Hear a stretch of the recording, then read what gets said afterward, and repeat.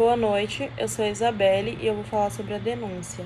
A denúncia é a petição inicial de iniciativa do Ministério Público, que dá início à ação penal pública. Ela deve ser acompanhada do inquérito policial com todas as informações necessárias para o prosseguimento da respectiva ação penal. Após a apresentação da petição, vai dar início ao processo, para que a autoridade judicial possa julgar de acordo com a infração cometida. A denúncia ela deve ser elaborada de uma forma simples e direta, mas deverá conter todos os dados para que seja possível ao leitor entender o que se passou, bem como quais as circunstâncias em que o delito foi cometido. Os requisitos da denúncia estão previstos no artigo 41 do Código de Processo Penal, que diz o seguinte: a denúncia ou queixa conterá a exposição do fato criminoso com todas as suas circunstâncias, a qualificação do crime e esclarecimentos pelos quais se possa identificá-lo, a classificação do crime, quando necessário, o rol de testemunhas. Vamos lá. A descrição do fato com todas as suas circunstâncias. Tá. Isso quer dizer o seguinte, que a descrição deve ser precisa, devendo o autor da ação expor todas as circunstâncias concretas do fato que supostamente constitui a infração penal, desde os elementos objetivos, subjetivos e material, do tipo penal, as elementares acidentais, que possam de algum modo influir na apreciação e aplicação da pena, caso seja julgada procedente a pretensão acusatória. No caso do concurso de agentes, deverá a inicial acusatória descrever a conduta de cada um dos coautores ou participantes, para que seja possível no exercício da defesa, contudo, na impossibilidade de se individualizar as condutas. Sedimentou-se nos tribunais superiores o entendimento de que se permitir descrições genéricas, desde que não omitidos os principais elementares da suposta prática criminosa, tais como a ação ou omissão praticadas pelos agentes e o nexo causal. Agora sobre a qualificação do acusado ou fornecimento de dados que possibilitam sua identificação.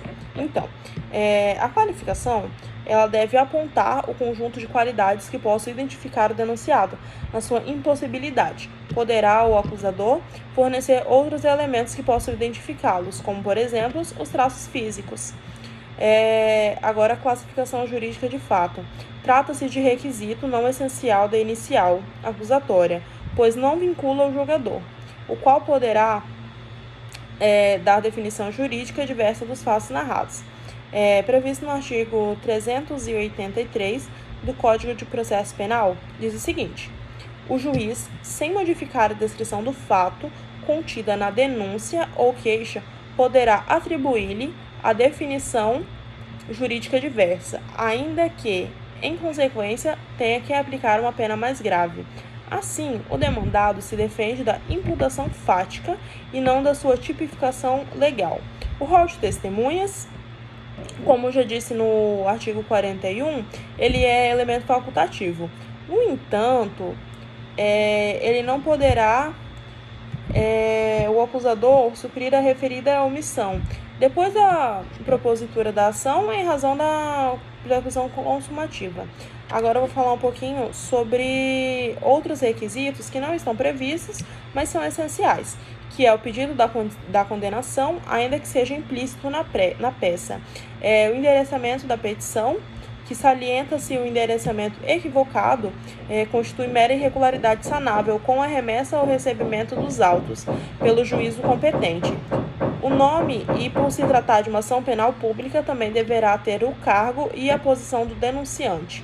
A assinatura, que a sua falta ela vai tornar a petição apócrifa, salvo se não houver dúvida da sua autenticidade.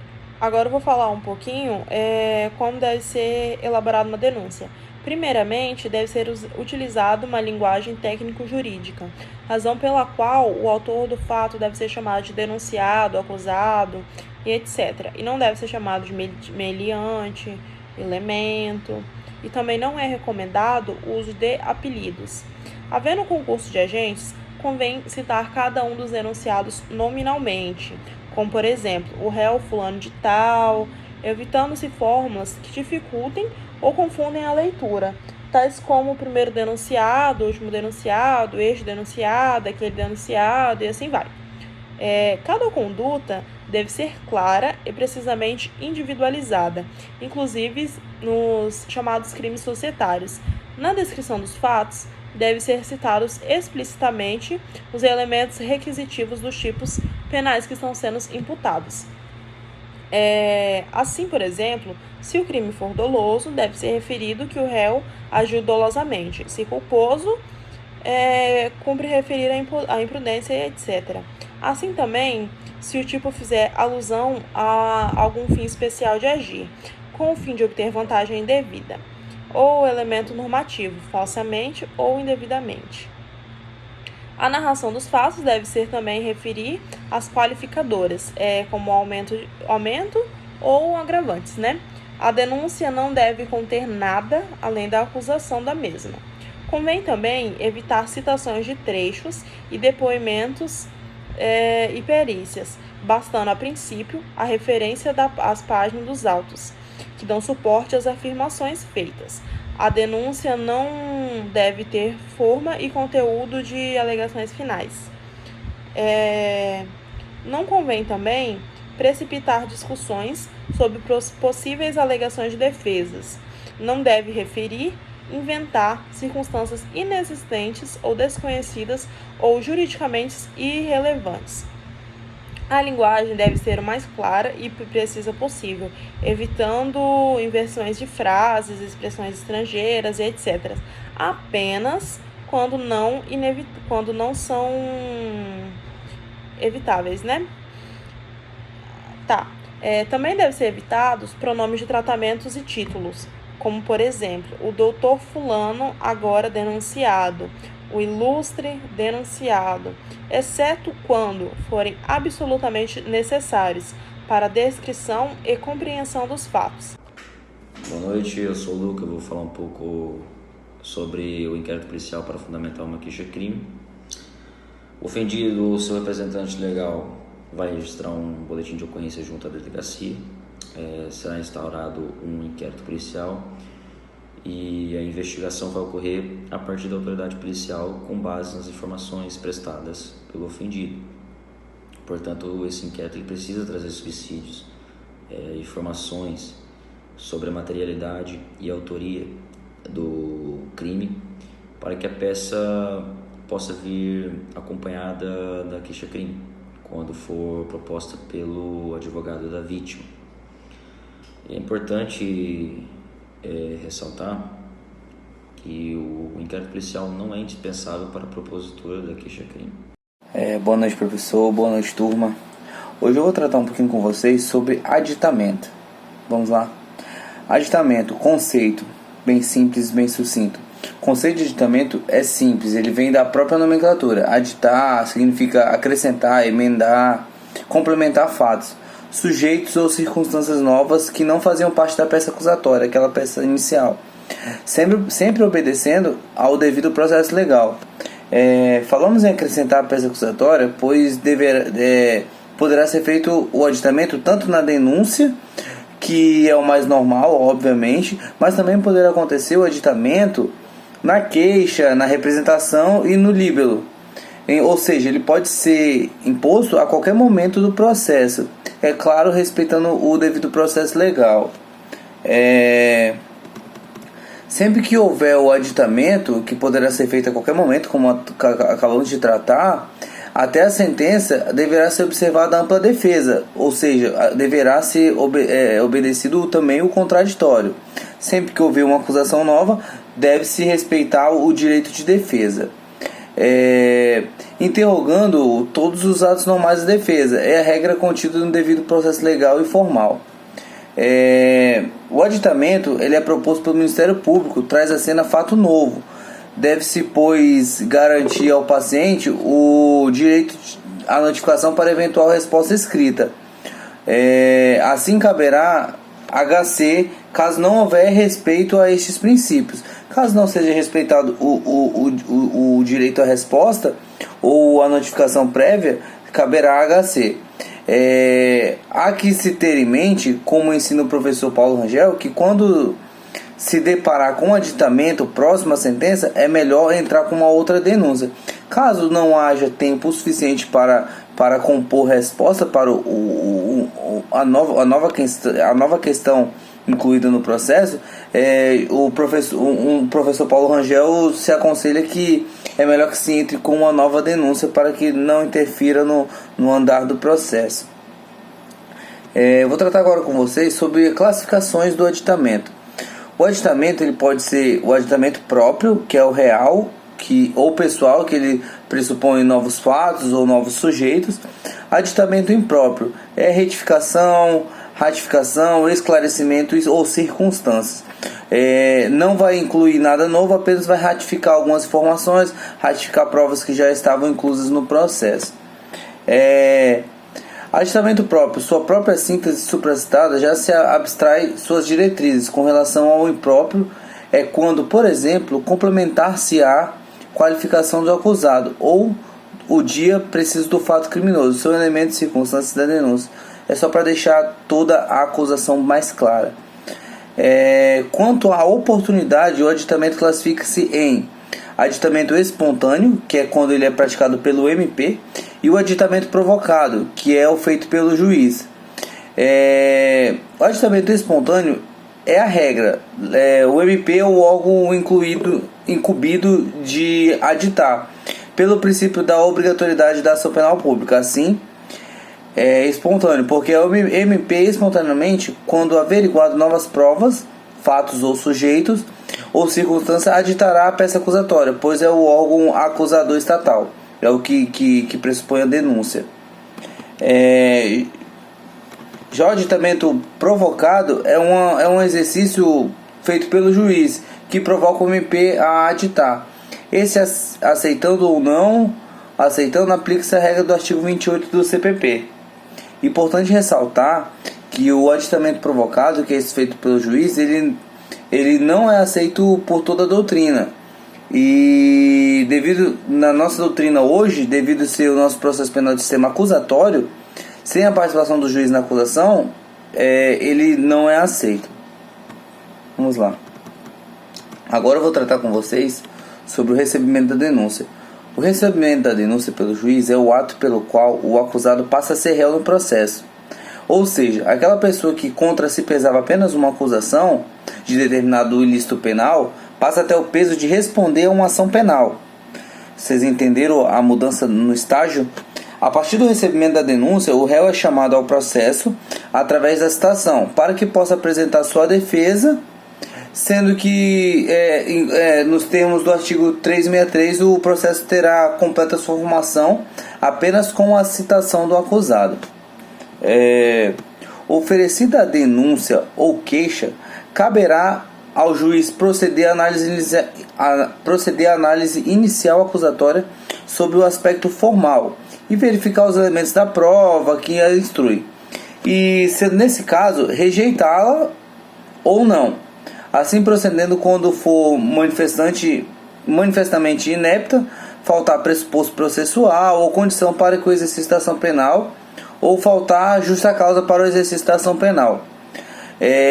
Para ser viável, é imprescindível que a inicial acusatória esteja formalmente em ordem e substancialmente autorizada, contendo todos os elementos que são necessários para dar início à ação penal. Nós identificamos qualquer das causas justificadoras da rejeição liminar e, portanto, entendendo viável a acusação, o juiz deverá proferir despacho do recebimento da peça acusatória e ordenar a citação do acusado. A partir desse momento, a partir do momento da citação, o acusado terá um prazo escrito de 10 dias para responder com a defesa, entende? Para que se tenha completa a formação do processo, é imprescindível que se estabeleça a relação triangular. E essa relação envolve o quê?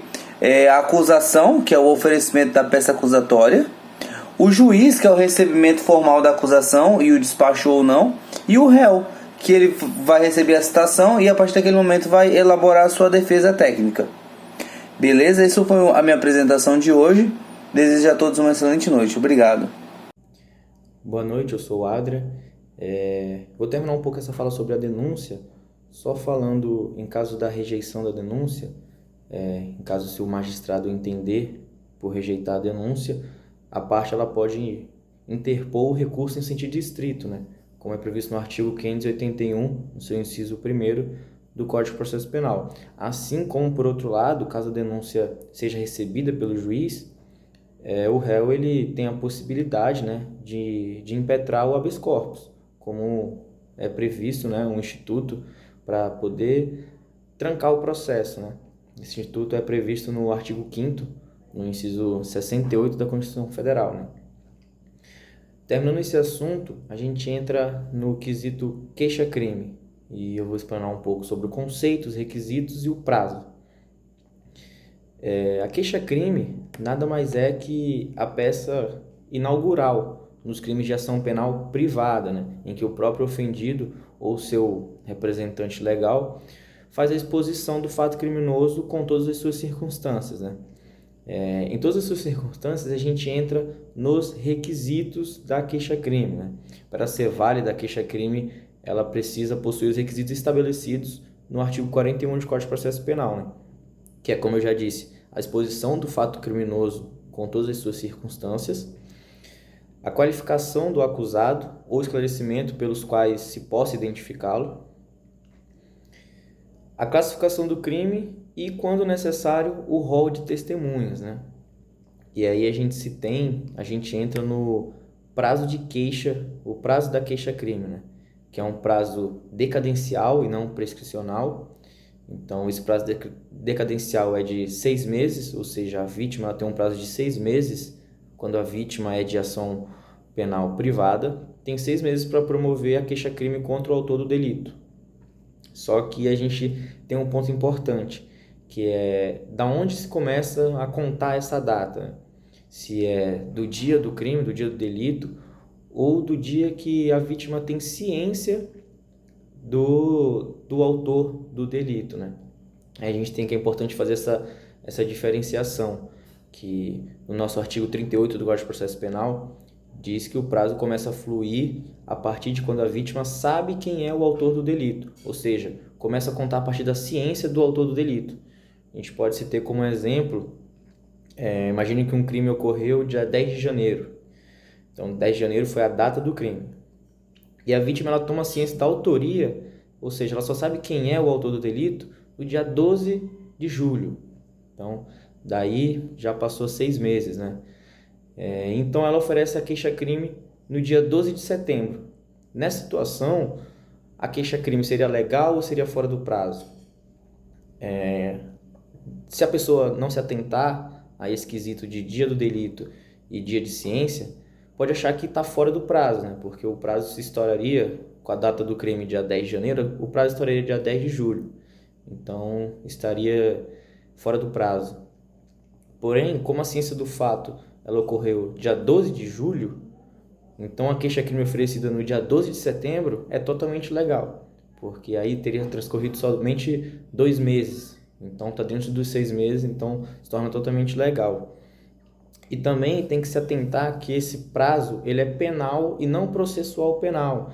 Então, a partir do momento que ela sabe da autoria, esse primeiro dia, ou seja, dia 12 de julho, já é o primeiro dia do prazo, conforme o artigo 10 do Código Penal.